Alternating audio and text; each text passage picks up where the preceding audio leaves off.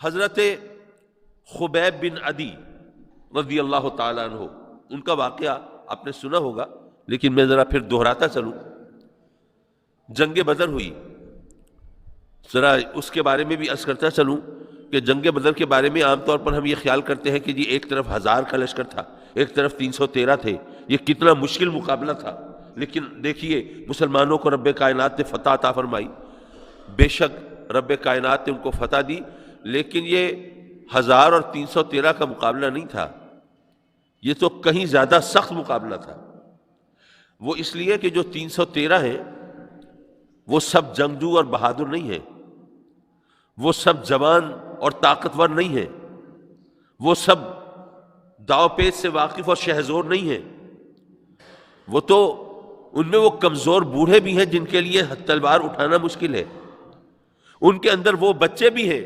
جو میدان جہاد میں جانے کے شوق میں پنجوں کے بل کھڑے ہو کے اپنا قد پورا کر کے دکھا رہے ہیں،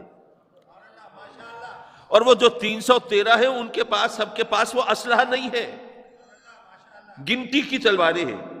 313 تلواریں نہیں ہیں، گنتی کے نیزے ہیں، گنتی کے تیر اور کمانے ہیں، ہر ایک کے پاس گھوڑے بھی نہیں ہیں، اونٹ بھی نہیں ہیں، بیشتر ان میں پیادے ہیں۔ اب ایسے میں جب اسلحہ بھی نہ ہو، تلواریں بھی نہ ہو، تیر بھی نہ ہو، نیزے بھی نہ ہو، گھوڑے بھی نہ ہو اور اونٹ بھی نہ ہو، یہ ساز و سامان بھی نہ ہو،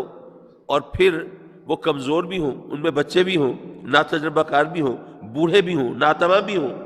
اور مقابلے میں وہ ان سے 3 گنا بڑا، 3 گنا سے بھی زیادہ گویا یوں کہیے کہ لشکر ہو، اور وہ سب چنے ہوئے منتخب بہادر جوان ہوں، جنگجو ہوں، شہزور ہوں، جو وہاں مکہ سے سفر کر کے مدینے تک آئے ہوں لڑنے کے لیے۔ آج کل تو ماشاءاللہ حج و عمرے کی سعادت حاصل کرنے کے بعد تھوڑا اندازہ تو ہو جاتا ہے مکے اور مدینے کا فاصلہ کیا ہے۔ تو جب آپ یہ غور کریں کہ مکے سے وہ لوگ چلے ہیں جنگ کے لیے، تو سب لوگ تو نہیں آ گئے، مکے کو خالی تو نہیں چھوڑا ہے انہوں نے، تو ان کے منتخب لوگ ہیں، اور یہاں پر وہ 313 ہیں کہ یوں کہیے بس 313 کی گنتی پوری کی ہے۔ تو بظاہر یہ 313 اور 1000 کا مقابلہ ہے، لیکن حقیقتاً اس سے کہیں زیادہ سخت مقابلہ ہے۔ تو کافروں کا خیال تو یہ تھا کہ ہمارے سامنے تو کوئی ٹھہر نہیں سکے گا، اور مسلمان وہ بے سر و سامانی کے عالم میں، نہ ان کے پاس تلواریں، نہ تیر، نہ نیزے، نہ اسلحہ، نہ کچھ، اور پھر ان کی تعداد بھی اتنی کم، ہم تو جا کے ان کو کھا جائیں گے، ان کو دیکھتے دیکھتے ان کو تہہ تیغ کر دیں گے، ان کا نام و نشان مٹا دیں گے۔ لیکن جب ان کی توقع کے خلاف وہاں پر نتیجہ آیا سامنے، اور رب کائنات نے ان کو فتح عطا فرمائی، اور ان کے نامی گرامی سردار وہاں پر قتل ہوئے،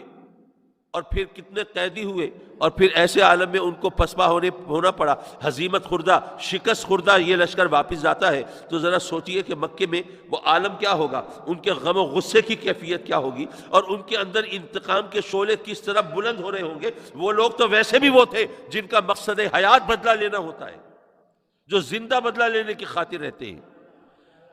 اب وہ جنگ بدر کے اثرات کی وجہ سے گویا وہ انتقام کی آگ میں جھلس رہے ہیں، اور ان کا بس نہیں چلتا کہ کس طرح مسلمانوں کو کچا چبا جائے۔ اتنے میں اتفاق سے حضرت خبیب کہیں ویرانے میں وہ ان کے ہتھے چڑھ گئے، اور انہوں نے ان کو قید کر لیا۔ اب وہ چاہتے ہیں کہ اپنے سرداروں کے قتل کا بدلہ اور اپنے انتقام کی آگ کو ٹھنڈا کرنے کا سامان حضرت خبیب کے ذریعے سے کر لیں۔ اب وہ ان کی قید میں جو دن گزرے وہ ایک علیحدہ کہانی ہے، میں اس تفصیل میں تو نہیں جاتا، لیکن جب وہ اس دن خاص طور پہ نکلتے ہیں ان سے بدلہ لینے کے لیے، میدان میں لاتے ہیں، ان سے پوچھتے ہیں ہاں بھائی خبیب کوئی آخری خواہش ہو تو بیان کرو۔ حضرت خبیب فرماتے ہیں کہ اتنے دن سے تمہاری قید میں ہوں، پاک صاف ہو کے 2 رکعت نماز نہیں پڑھ سکا، تو بس میری یہ خواہش ہے کہ ذرا صاف ستھرا ہو کر، نہا دھو کر، صاف پاک کپڑے پہن کر 2 رکعت نماز ادا کر لوں۔ انہوں نے کہا اچھا یہ خواہش تو ایسی ہے کہ اس میں ہمارا کوئی نقصان نہیں ہے، تو چلو یہ پوری کی جا سکتی ہے، ٹھیک ہے۔ اب جب آپ نماز پڑھنے کھڑے ہوئے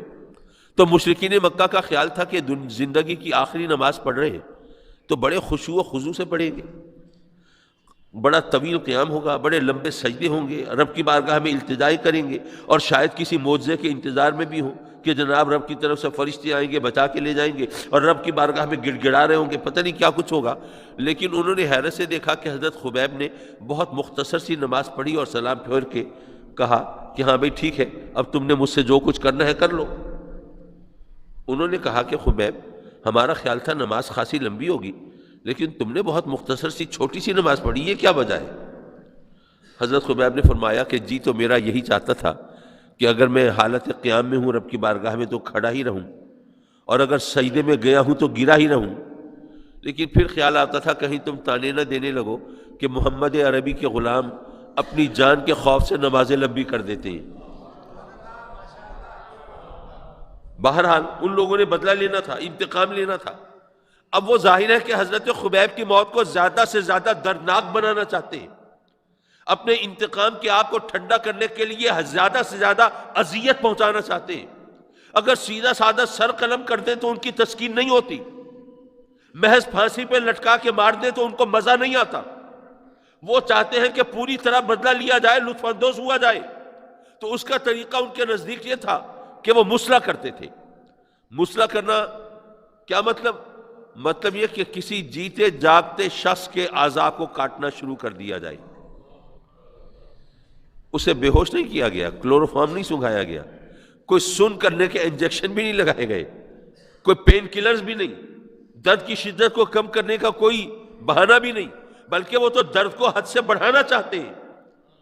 تو جیتے جاگتے انسان کے اعضاء کو کاٹنا شروع کر دیا جائے، انگلیاں کاٹی جائیں، ہاتھ کاٹے جائیں، کان کاٹے جائیں، ناک کاٹی جائے، آنکھیں نکالی جائیں، گوشت اتار دیا جائے۔ یہ ہوتا تھا مسلح کرنا، کہ زندہ شخص کے ساتھ یہ سلوک ہوگا تو اسے اذیت کی کس انتہا سے پالا پڑے گا، تو اس طرح وہ اپنے انتقام کا بدلہ لیتے ہیں۔ جب انہوں نے یہ کام شروع کیا تو حضرت خبیب حتی الامکان ضبط سے کم لے رہے ہیں، کیونکہ وہ جانتے ہیں کہ ان کے سامنے چیخنا چلانا تو گویا ان کو خوش کرنے کی بات ہے، اور یہ جو مجھ سے اس طرح انتقام لے رہے ہیں، ان سے رحم کی کوئی توقع تو ہو نہیں سکتی۔ اس لیے وہ حتی الامکان ضبط سے کام لے رہے ہیں۔ اور ایسے میں ان سے کوئی کہتا ہے کہ خبیب اس وقت تم کس شدت سے چاہتے ہوگے کہ جس نبی کے نام کا کلمہ پڑھنے کی وجہ سے تمہیں یہ دین دیکھنا پڑ رہا ہے، وہ ہمارے پاس ہوتے اور تمہاری جان چھوٹ جاتی۔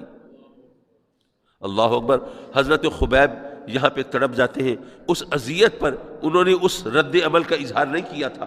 اعضاء کٹنے پر انہوں نے اپنے جذبات کو اس طرح ظاہر نہیں کیا تھا، لیکن اب وہ بے چین ہو گئے، کہنے لگے ظالموں، مجھے تو یہ بھی گوارا نہیں ہے کہ میں اپنے گھر میں آرام سے بیٹھوں اور اس کے بدلے میں آقا کریم کے پاؤں مبارک میں ایک کانٹا چبھ جائے۔ محض پاؤں مبارک میں کانٹا چبھنے کی تکلیف کے عوض اگر مجھے اس مصیبت سے نجات ملے، اگر یہاں میری جان بخشی ہو اور اس اذیت سے چھٹکارا ہو، اور اس کے بدلے میں آقا کریم کے پاؤں مبارک میں صرف ایک کانٹا چبھے، مجھے تو یہ بھی گوارا نہیں ہے۔ اور تم کہتے ہو کہ اس وقت معاذ اللہ یہ اس اذیت اور تکلیف کے بدلے میں آقا کریم کا سودا کر سکتا تم سے؟